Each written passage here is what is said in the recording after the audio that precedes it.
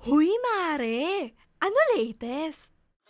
Mga Marites at sa ating Dean's Listeners na nanonood ngayon ng live, matagal na namin inaawitan ng bata, dalagita at magdadalaga ng guest natin ngayon. Yes? Yes naman.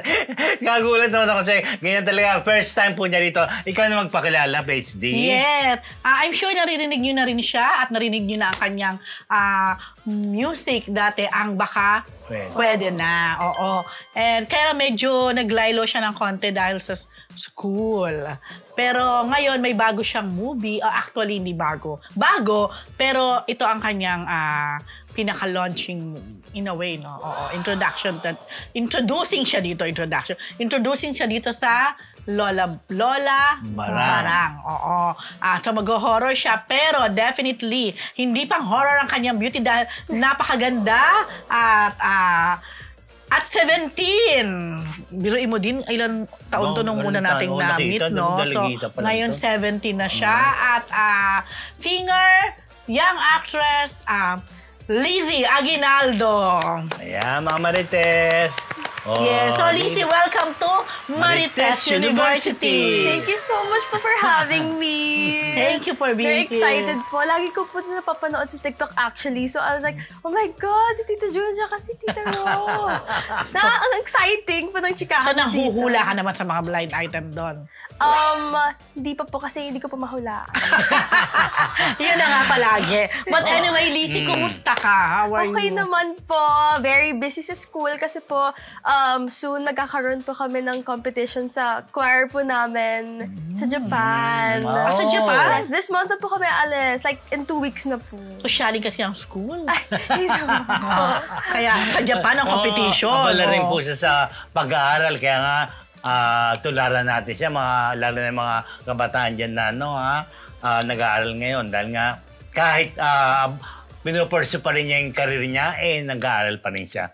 So ano tong, sabi, introducing ka raw dito sa movie mong Lola Barang. Ano ba? Barang? Barang daw, sabi ni Direk. Barang talaga. Ni Direk Joventan. Sabi pa naman natin kanina, nag-iislang. Oo. Barang pala. Barang daw. Okay. Sige, Lizzie. Kwento mo ng konti about this movie. Ang Lola Barang po ay directed by, of course, Direk Joventan. Ito po ay tungkol po sa isang direktor na medyo malalaos na po ang kanyang mga pelikula. So, meron po siyang na-meet na, ito nga po, si Lola Barang, na Played by Miss Gina Parelli po. Bongga, magaling na. And then, yung director po, si Mr. Ronnie Lazaro. Wow! So, ito po, medyo nagkakilala po sila, yung director po, tsaka po si Miss Gina Pereño sa movie. And then, ginamit po ng director ang mga storya ni Lola Barang upang magkaroon po ng movie ideas. So, hanggang ngayon po, medyo may pangako din po siya kay Lola Barang na siya po ay gaganap bilang artista, gagawin niyang bilang artista. Si Lola Barang mismo. Opo, and then hindi niya po yata natupad. Kaya ayun po. Barang siya. Yes po, doon po may ikot yung storya. Bongga. Alam mo kanina, nakausap na natin si Lizzie, di ba? Sa ginanap na packet interview. At your age, aware ka kung ano ang barang? Aware ka dyan? Yes po. Somehow naririnig ko naman po din sa mga relatives ko, sa cousin ko po, sa parents ko. So, knows nila ang pambabarang? Yes po. Wala naman daw silang nabarang. Hindi kami ng barang doon. Hindi naman po. Anong role mo doon? Ang role ko po doon ay isa po akong nabarang po. Okay. And natulungan po ako ni Mr. Luveloso. Okay. Ginagamot niya po ako doon dahil yun nga po, nabarang po. Kaya, ayun po. Medyo exorcism pang aking role. Okay. Alam ng mga classmate mo na you have this movie. Actually and then, po, alam nila ba about barang? Kumusta? Napagkukwentuhan nyo? Actually po yung sa movie, medyo shy po kasi ako i-bring up pa. Hindi ko din pa alam kung paano ako sa segue. Pero they figured out po for some reason, dahil nga po sa Facebook. Siyempre, So, nagulat po sila, Lizzie, ba't di ka nagsasabi? So, ayun po. Medyo supportive naman po sila. So, hindi nila alam na sumasideline ka. Sumasideline talaga sa magiging artista. Yes, pa-secret-secret lang po. Pa-secret. Kaya quiet girl lang po sa gilid. Pero may ganap po talaga. So, hindi sila aware talaga na... Hindi po at first. Pero I think ngayon po, medyo aware na po sila. Post ka ng post sa Lola Barang, di ba? Yes po, sa Facebook. Bongga. So, yun na. So, si Lizzie, alam mo, sabi ko nga kanina, parang nakakahinayang. Kasi at her age, di ba ito yung maganda rin na... Siyempre, di ba? Talagang bobongga siya sa showbiz, sa mga project. Ako, Kaya lang, else, di ba? meron siyang choice talaga eh. Oo, love natin yung nanay niya. Diba? Ang choice niya talaga ay pag-aaral. Na, okay lang naman. Wala, sabi ko nga, how can you argue eh, school yun. So ano muna plano mo ngayon, Lizzie? Kaya saka, nasan ka na ba ngayon? College na ba?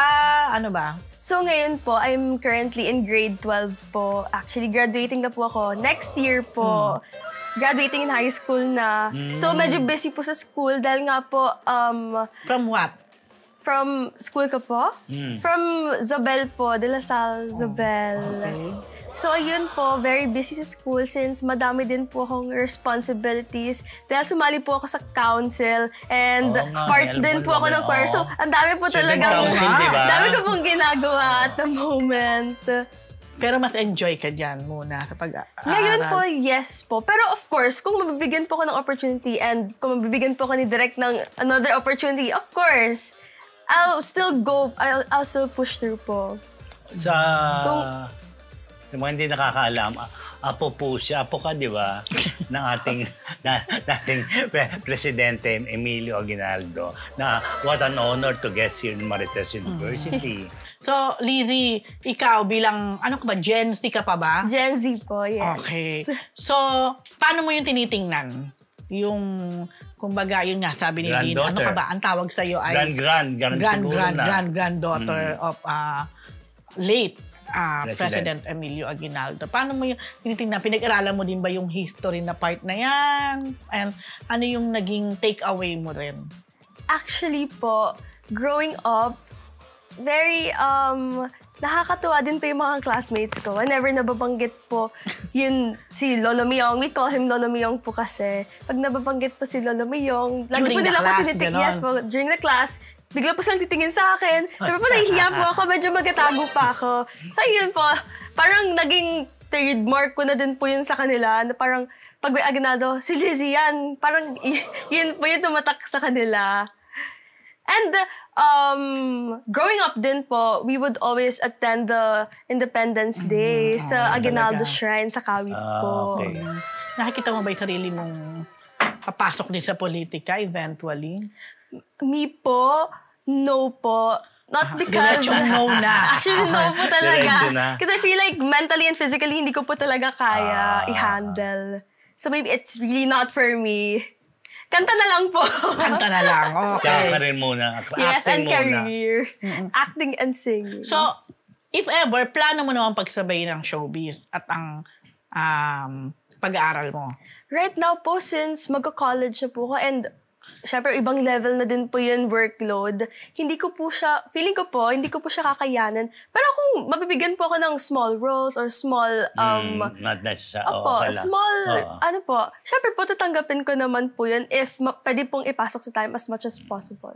You'll be taking architecture yan. I'm planning to take architecture. Good luck. Architecture pa. Yun lang. Sana po, praying. Sige, dumako naman ulit tayo sa pelikula mo. Diba? Hindi ka ba pinagalitan ni Jobentan? Noon ba si Direk Joben na yung nagagalit sa mga naman. ano? Namibigay yan eh. Namibigay ng pagmamahal. Kung mas experience mo pala, una mo na kay Lou Veloso. Siyempre, siya yung nagagamot sa'yo as a doctor. Lahat na kasama niya sa movie. Pero yun ang kanyang mahuhusay na Yes, actor at actress. Yun ang kanyang... Mahusay po talaga. Eksena niya parate. Yes po. Ang ka-eksena ko po doon si Mr. Lou Veloso.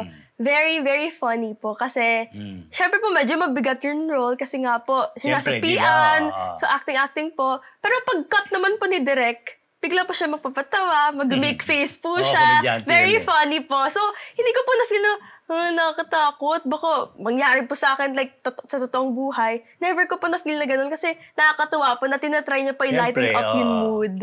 Pero yung tanong ni Dean, June, hindi ka ba napagalitan, natalakhan Ano ng kayo na director? minotivate Kumusta? ni Direk? Si Direk po, very comfortable po on set. Kasi wala po doon yung pressure. True ba? True? True? Yes, true po talaga.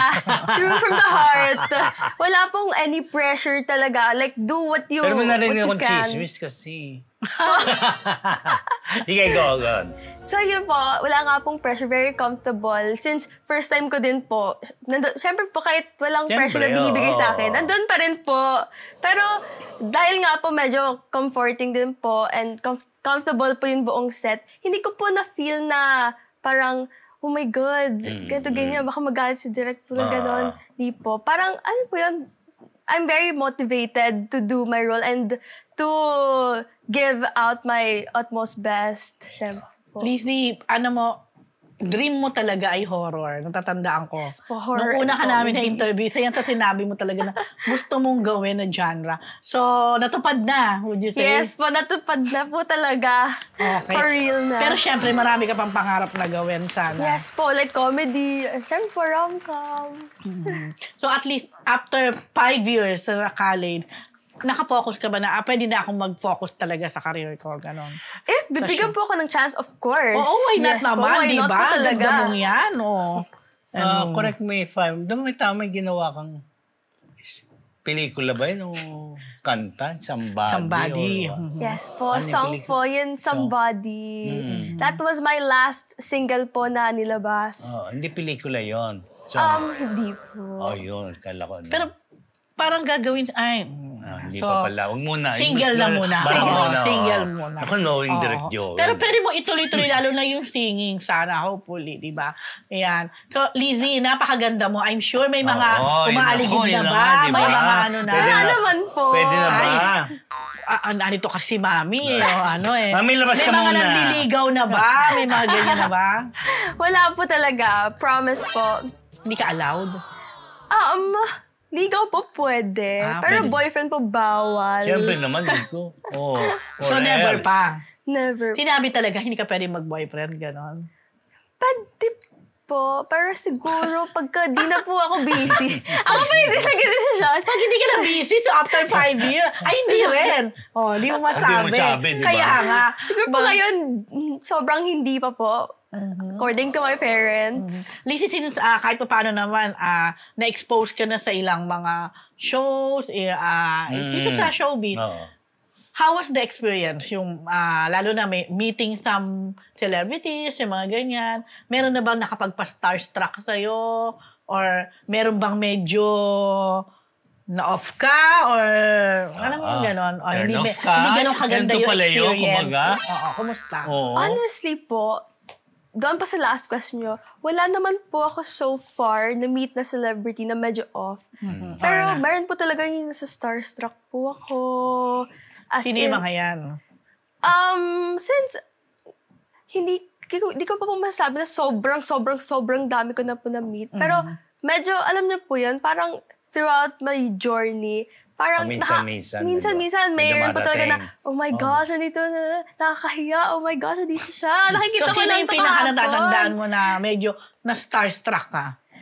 For sure po, by the time na nasa Star Music po ako noon, nakita ko po si Miss Moira De La Torre. Nagulat po ako noon. Alam ni din yun. Tino? Moira De La Torre. Ako kilala yun. Pakilala ko lang siya by name. Okay, Tuloy ikaw talaga. Si po, Miss Meg Imperial. Si Meg. Gusto mo ba? Kaya mo na. Maganda kasi sexy, siyempre, di ba? Very po. Tapos, siya din siya sa nag-perform nung yung movie nila Ate Vish. When I Met You in Tokyo? Hindi siya nag-perform. Alam ko dapat kasama ka doon, di ba? Yes po. Pero I sang po during their press con. Yun. MediaCon. Pero dapat kasama siya doon sa movie. Alam ko. Alam ko, di ba? Ba't nga hindi natuloy? Busy, Yes school po, din. busy din po. Yung school na yan talaga, no? Hindi, joke lang. Mamabas ako dito. Mahal tayo ni Mami. Mamabas na. Maritas University na lang po talaga. Alam mo sa Maritas University ka mag-enroll. Ayan na. Alam mo, ano kami, chismis influence. Yun nga po gusto ko. Siyari ka na, magano ka na dito. But anyway, Lizzie, ito na lang, pampakilig lang. Sa mga celebrities natin ngayon, sino ang crush ni Lizzie? Showbiz crush? Ilan po? Ay, no, handa naman pala. Joke lang po. Feeling ko po, top 1 po, Donnie Pangilinan. Okay. Top 2 po, Andres Mulak. Ay, nakasama si Andres ngayon. And? Top 3 po, last, Jameson Blake po. Ay. Ayaw ni. Ayaw ni. Ayaw na. So, na-meet mo na ba yung isa man sa tatlo na yon? Hindi pa po. Ay, nako, Kaya may sorpresa kami sa iyo. Kailangan magtuloy-tuloy. Bigla po maglalabas? Oo. Sino to? Ay, nakalimutan. Ayan na. Kaya kailangan mo talaga magtuloy sa yung ano. How do you enjoy naman yung... Sige, sorry. Go. Yung buhay mo, how's your normal life bukod sa school? My normal life, I would say, syempre po, minsan, mayroon po talagang boring time. Pero po, right now, very busy, dami pong ginagawa. It's the first time ever po sa buhay ko na sobrang limited ko lang po nakakausap yung family ko. Dahil they know me for being the talkative one. Dahil sobrang daldal ko po. Feeling ko po pagka wala po ako sa bahay, ang tahimik po ng bahay namin. So, namiss po talaga nila ako. Alam ko naman po yan pag wala ako. So, ayun po, I would say my normal life is, I'm happy naman po about it. Very happy lang po. Always po akong joy eh. Sige, ano? Go. Hindi yung di ba sabi mo, ano ka rin sa student council? Yes So, may posisyon ka ba? Anong... Ako po yun, grade 12 representative ng buong batch po namin. Ganun yun, di ba? Yes po. Anong tawag sa'yo? Parang ikaw school student council president? Ganun ba yun? Representative lang po. Ng buong batch ko po. Naabot ako kasi yung student council president. Mayroon ba? Ganon. Kasi po, being the grade 12 representative, ikaw din po mag-aayos ng graduation ball, which is like the prom of grade 12. Since po yung prom kasi, pang grade 11 siya. So ako po mag-handle nun. Actually, right now, I'm still working on it. Kanina po sa laptop. Nag-ayos po ako nun. Ganun pala, di ba? Oo nga yata. Naalala ko na. Bagets. Yun na. But anyway, Lizzie, eto, isa sa mga huling question ko. I'm sure, alam mo, minsan, yung mga netizens or yung mga viewers, sometimes parang ano sila, hindi mo alam kung sarcastic or what. Minsan may tanong yan. Parang, the who? Diba? Sino to? Mga ganyan. Si Nets, di ba?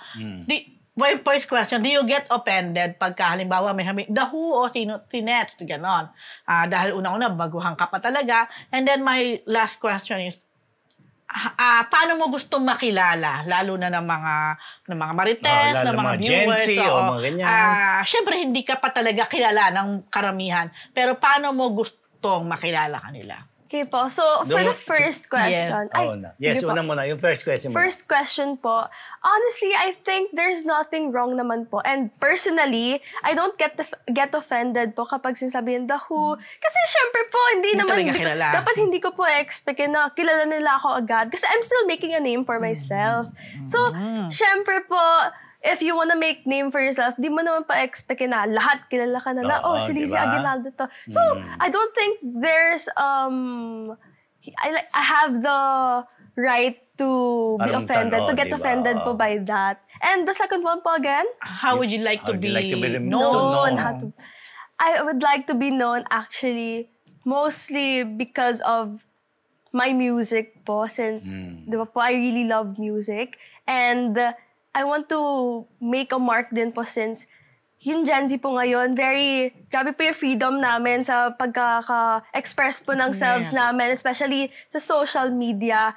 So, ayun po, I would want to stand out, not because gusto ko maging iba sa lahat, pero gusto ko po mag-represent ng mga katulad ko po and may similar story as mine na who loves arts, singing, dancing, and all kinds of arts po.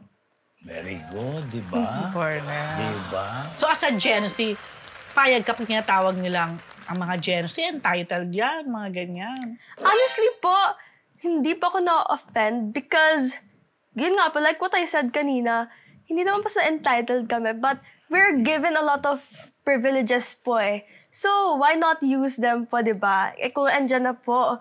So, I'm really happy that the Gen Zs are using, most of the time, like most of them po, are using it in a good way, in a sense of helping the world.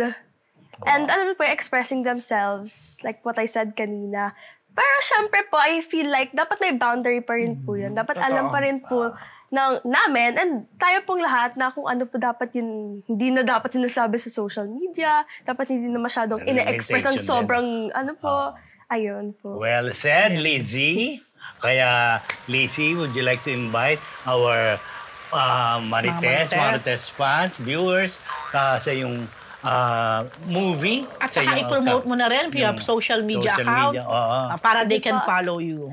Hi mga Marites! Ako po si Lizzie Aguinaldo. Kung di niyo pa po kilala, please watch Lola Barang. Lola Barang po, right? Right. Kasi you were correcting me po kanina. Sorry po. Lola Barang. It's gonna be out on August 6 na po. This coming August na, syempre. So, abangan niyo po yun. We can't wait to hear your scream. So, please follow me sa aking social media accounts po. Instagram, Lizzie.Aguinaldo. And of course, sa Facebook page ko po, Lizzie Aguinaldo. Thank you so much po. Thank you, Lizzie. Thank you, Marites. God bless you. Thank you po for having me. Okay, so mga Marites, supportahan po natin si Lizzie Aguinaldo sa kanyang bagong pelikula, at sa kanyang music, at sa kanyang ganda. At ang kanyang magbabalik po ang Marites University! Thank you, Direk Joven and Mami Thank you so Isabella. much po. I'm very thankful to be here. Thank you po.